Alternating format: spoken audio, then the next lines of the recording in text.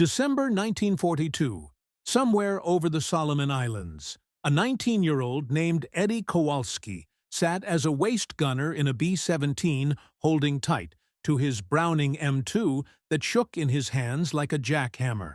A Japanese Zero plane flashed across his sight, maybe. 300 yards away, Eddie did what his gut told him to do. He lined up the crosshairs on the plane and fired 50 bullets cut through the air. But everyone missed flying harmlessly behind the Zero. The Japanese pilot didn't even bother to move it. Wasn't really Eddie's fault. The same thing was happening to gunners all over in 1943. An Army Air Forces study that used gun camera footage showed that trained gunners hit crossing targets less than 4% of the time for every 100. Bullets, maybe 4 hit, in a normal B-17 fight that lasted around 10 seconds, about 130 rounds would be fired. And at that hit rate, maybe 5 bullets would actually hit the target. That was not nearly enough to bring down a fighter. That could take dozens of 50 caliber rounds and still keep flying. The cost in lives was terrible. In 1943, alone, the 8th Air Force lost about 188 bombers each month, almost 2,000 men every 30 days. Many were shot down because their guns just couldn't land. Hits? The gunners were brave, well-trained, and steady, but the laws of physics didn't care. When Eddie aimed right at the enemy, he was already too late. A Zero, flying 300 miles an hour, moved about 440 feet each second at 300 yards, that's around 900 feet, and the bullets from his Browning took about 0.31 seconds to reach the target. In that short time, the Zero had already moved another 136 feet forward. So Eddie's bullets hit where the plane had been, not where it was going. This mistake was called deflection error, and it was killing bomber crews. Instructors understood the idea in theory, but during real battles, no one could make it work. A gunner needed to aim 15 to 20 feet ahead of a plane crossing at 300 yards. That meant firing at empty sky and trusting the enemy plane would fly into the bullets. But their instincts told them not. To training schools like the one in Laredo, Texas, tried to teach this, using simulators and towed targets, but the results were terrible. Everything kept changing. Speed, distance, height, climbing, or diving, and gunners only had a few seconds to react. While fighting in freezing air, wearing oxygen masks, even when they tried, fear made them fail. Gun camera videos showed that many gunners who first aimed ahead soon pulled their aim back after missing a few shots until they were firing straight at the target, which was exactly the wrong thing to do in October 1943. During the Schweinfurt missions, the 8th Air Force lost 60 bombers out of 291 gunners came back angry and hopeless. Something had to change, but the answer had actually been written almost 20 years earlier in 1924. Lieutenant Colonel James Puckle, who was an artillery officer and World War I veteran, wrote a paper called The Problem of Lead in Aerial Gunnery. He worked out that when planes went faster than 150 miles an hour, the aiming angle became too big for human instinct. At 250 miles an hour, a gunner had to aim 4 or 5 plane lengths ahead of a crossing target. His charts showed staggering numbers. At 200 yards and 300 MEPRAIM, 47 F to head. At 400 94 FT, Puckle warned that without mechanical help, future aerial gunners would be useless. His superiors filed the paper away and forgot it.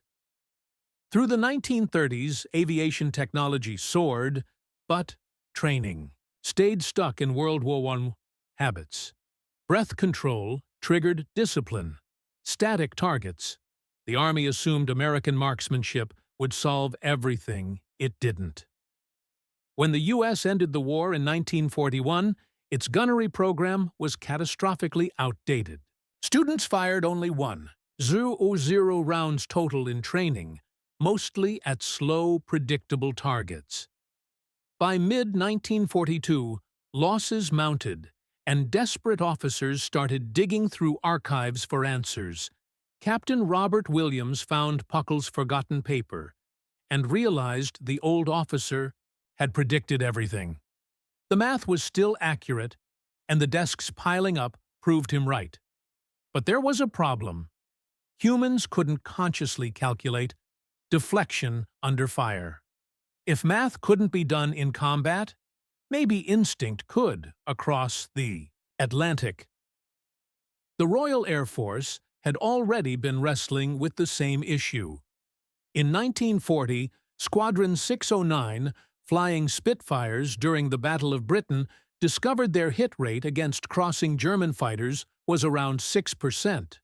Their planes were fast and their pilots fearless, but they were missing almost every shot. Squadron leader Horace Darley, a former clay pigeon shooter, decided to experiment. Shotgun shooters didn't calculate lead. They failed it. So Darley grounded his pilots for 3 days in August 1940, right in the middle of the Battle of Britain, and made them fire at towed banners, using instinct, not calculation, his only instruction: fire while you're still moving. Don't steady your aim. Let your motion create the deflection they needed. WWII's simple way to aim that worked, and fast, useful gear was needed too. The first results were awful. Bullets missed by 50 feet. But after 40, practice passes hit rates began to climb. First 8%, then 12%. That doubling meant twice as many kills. Darley noticed the best improvements came from pilots who stopped thinking and trusted their instincts. He said the conscious mind was too slow. The subconscious could handle motion faster than any equation. Fighter Command quietly spread the idea. Some squadrons tried it. Others called it unscientific.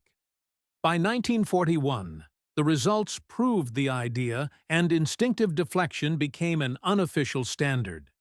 U.S. observers took notes, but American bomber gunners could not use the same moves. As Spitfire pilots, they needed a mechanical help. Enter the Massachusetts Institute of Technology Radiation Laboratory. In 1942, Dr. Charles Stark Draper, a gyroscope expert, led Division 7 and secretly worked on fire control systems. Draper's idea was that the gunner did not need to see where the target was, but where it would be when the bullets arrived. The result was the Mark 14 computing gun sight. This 28-pound gyroscope-driven device used gears and cams and analog computer to predict deflection in real time. The gunner matched the target wingspan on a dial, tracked it for 2 seconds, and a glowing mark appeared ahead of the target, showing where to fire. The sight updated 30 times per second, doing in metal what the human brain could not. Tests in August 1943 were stunning. Hit rates jumped from 5% to 18% on day 1 and over 25% after a week. But mass production was slow. Only new bombers got the Mark 14, leaving thousands of crews still fighting with iron sights. They needed an immediate field-ready fix, and they found one in early 1944 in the Pacific Theater. Staff Sergeant William Bill Fleming, a veteran waist gunner aboard the USS Lexington, had survived 4 shootdowns and flown 31 missions.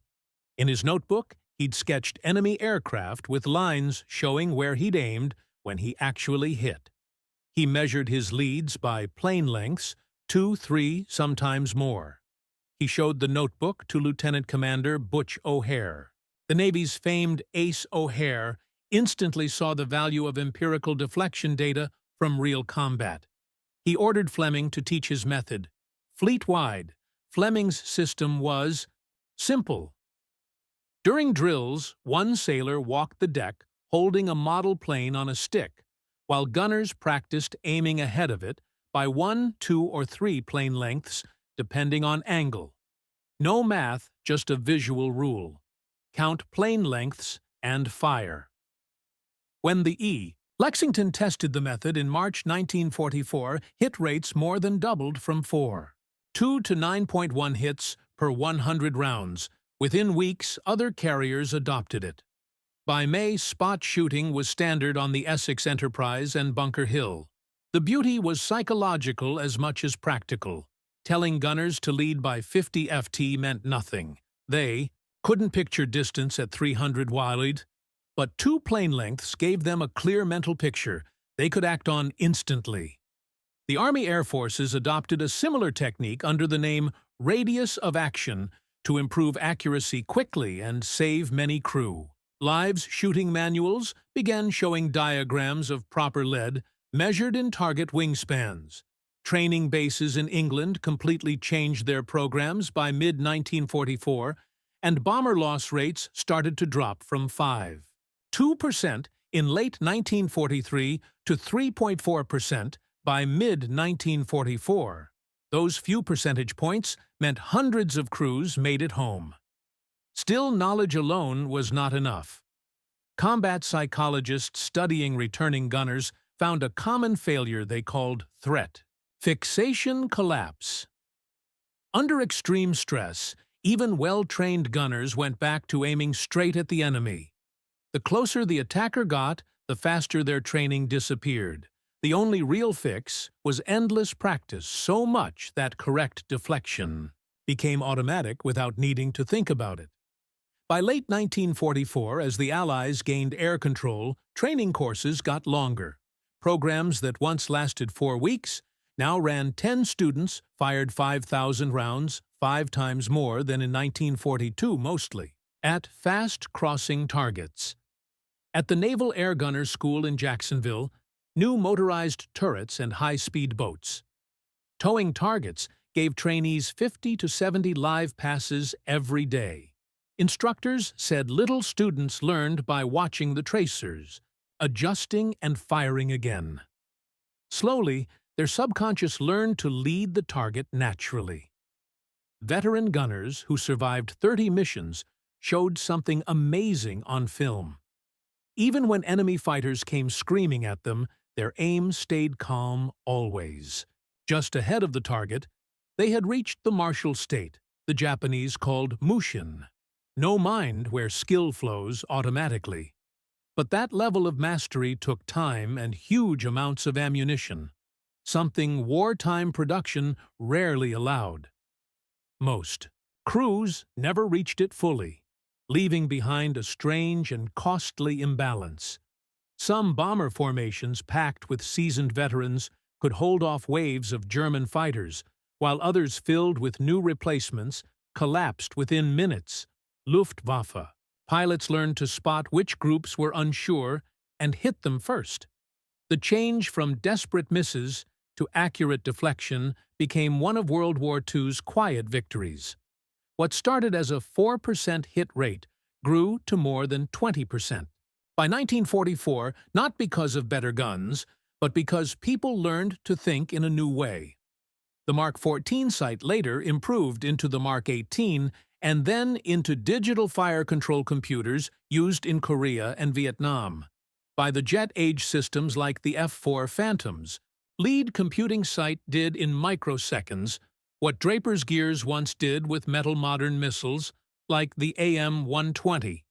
AM-RAM still follow that same idea, constant deflection calculations updated thousands of times per second. Even now, the concept continues. The Navy's Phalanx CIWS defense system fires 4,500 rounds each minute, its radar always predicting where an incoming missile will be, not where it is. That is Eddie Kowalski's lesson, made automatic and perfect. Even video games teach it. Players in simulators like War Thunder or Digital Combat Simulator learn through trial that shooting straight at a moving target never works. They must lead their shots just like those 1943 gunners, and soon their instincts adapt. By the end of the war, deflection shooting had completely changed air combat.